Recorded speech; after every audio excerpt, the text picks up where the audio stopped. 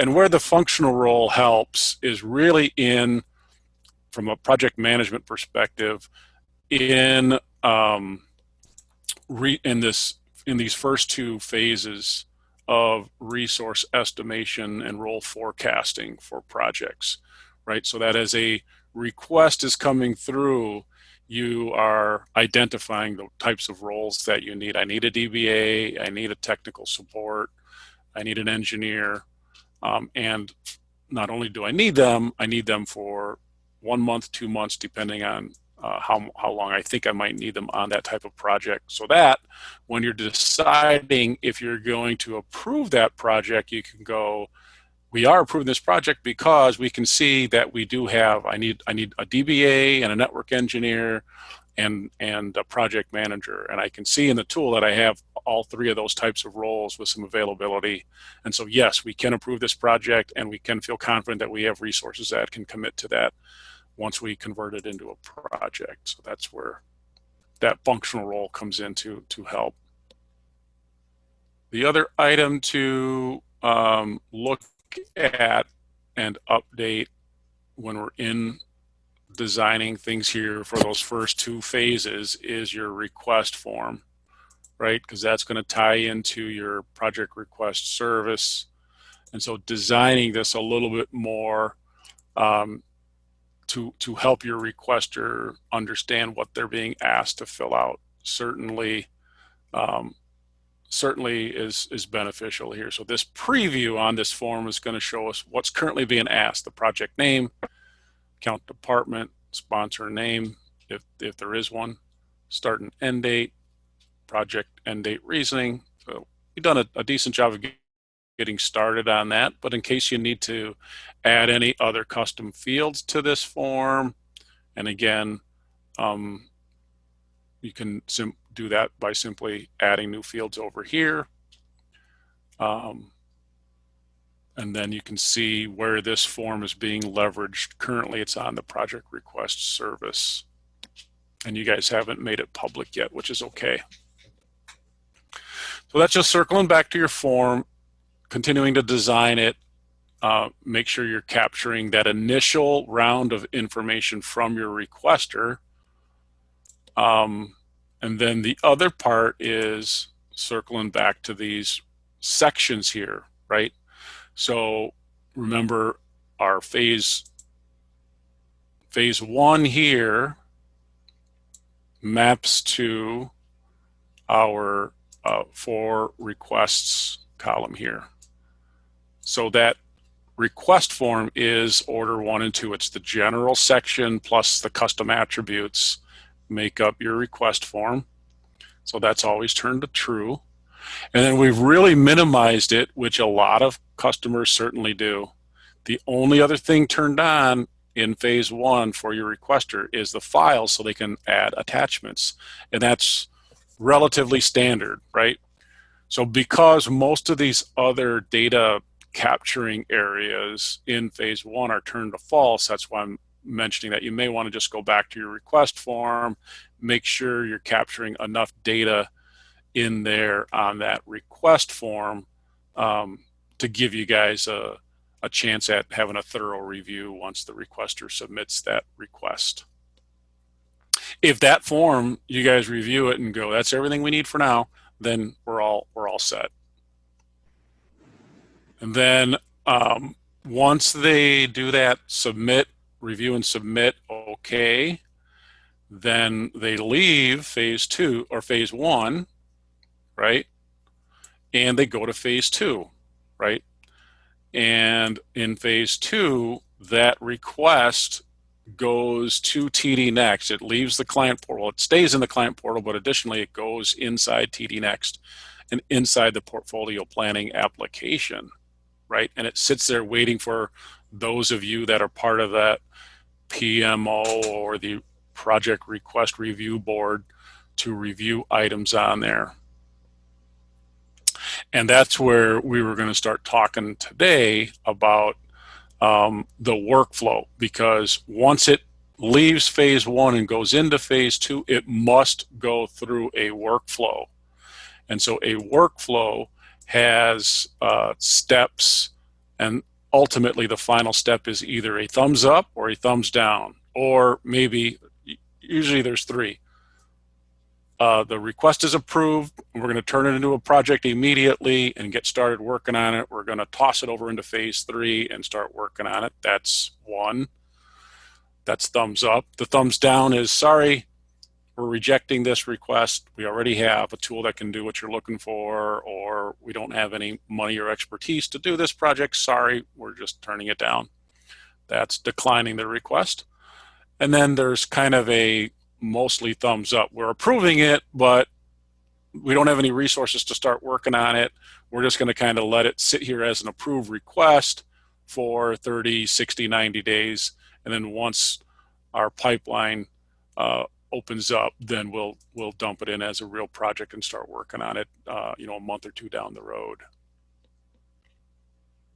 So what we want to do is take a look at this workflow process in here, and I'm going to, in lieu of having only about 12 minutes left, I'm going to kind of continue to drive here, if that's all right. And I'm in your portfolio planning area, right? And I'm down here, and we see workflows in two areas, workflows and workflow template. If you go to workflows, you're going to see nothing there, right? Like most of the tool, we got to build some things out first. The workflow template is where you build steps of your workflow. So before I start building some steps, do you guys have a project request review process currently today? So if a request were to come in, and it's okay to say no, and it's okay to say, yeah, we have a very mature one, and anything in between. I've seen it all. But if somebody were to come to you with a request, how do they typically do that, and what does your review process look like? Well, first they generally cry to the president, and then it comes down to, and then pretty much, and then we have no choice but to take it. Yeah, it's not a request; it's dictated. So, and that happens quite frequently. And you know what? Then these two steps you can bypass, and you can come, because when I was in your shoes, it happened to me all the time. President or my CIO would come over and say, hand me a project and say, get started on it. Well, it doesn't do me any good to push it through these two phases. I can just inject it right in here as a project, right? And that's real easy to do, right? Hopefully, we are leveraging this tool or creating processes to prevent all projects from getting just injected because somebody's a squeaky wheel or crying to the president. We want them to go through this process so we can have a more methodical approach. exactly. So let me just show you. Yeah. That's why we want this, because just like you said, so they don't kind of Jeff Inns, our CTO, that way he can say, sure, but they can pull this up and say, we have these projects on hand right now. Where do you want us to fit that in? What's Yep, priority? absolutely. Yep. Absolutely. And so, yeah, there's certainly, like currently you might have active projects today that are in flight. Boom, you can inject them right in here. And then on certain occasions, you might get handed a project, but it should be the minority, right? Hopefully. And so most of the projects should be going through this process here. So let's talk through what that typical workflow can look like, right? So down here in workflow template, I'm going to create just some typical steps of what this process can look like. And initial review is usually the first step, right? And you can put a description of review and this might even be kind of defining your process too. It might be something like review the request form. That might be one, right? And then the other one might be meet with the requester and gather more info, something like that, right? So you can build this out however you like in here. And then second step might be something like, and this might happen in that meeting, right? Requirements gathering. That could be a second step, and you could put a description in there. A third step could be something like resource. And you start seeing my cached typing in here. Resource estimation, right? This would be looking at role forecasts, functional roles, and capacity availability.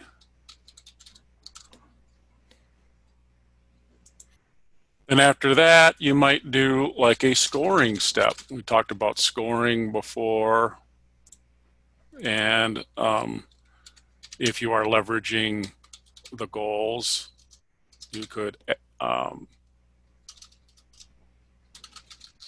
based on the data collected to date and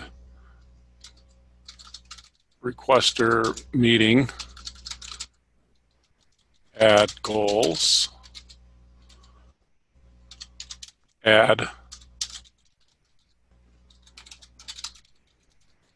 these are those three parts to the scoring.